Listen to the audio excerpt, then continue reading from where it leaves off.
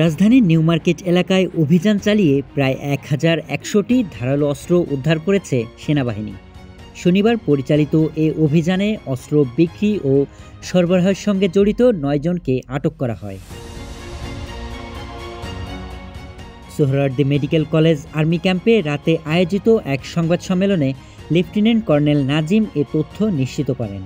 তিনি বলেন, গোয়েন্দা তথ্যের ভিত্তিতে জানা যায় ধারালো অস্ত্রগুলো গোপনে বিক্রি, ভাড়া এমনকি হোম ডেলিভারির মাধ্যমে সন্ত্রাসীদের কাছে সরবরাহ করা হচ্ছিল। এই আইটেমগুলো সন্ত্রাসীদেরকে কোনো একটা জায়গা থেকে সাপ্লাই দেওয়া হচ্ছে।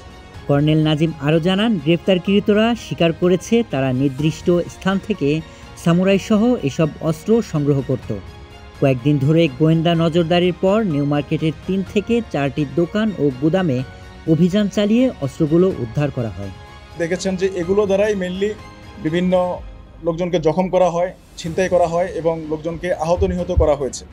গত কয়েক মাস ধরে মোহাম্মদপুর সহ রাজধানীর বিভিন্ন এলাকায় কিশোর গ্যাং সহ সন্ত্রাসীরা এ ধরনের দেশি ধারালো অস্ত্রই বেশি ব্যবহার করছে, যার ফলে নগর জীবন অনেকটাই ঝুঁকি ও অনিশ্চয়তার মধ্য দিয়ে যাচ্ছে। তবে সেনাবাহিনীর এমন অভিযান কিছুটা হলেও জনমনে স্বস্তি এনে দিয়েছে।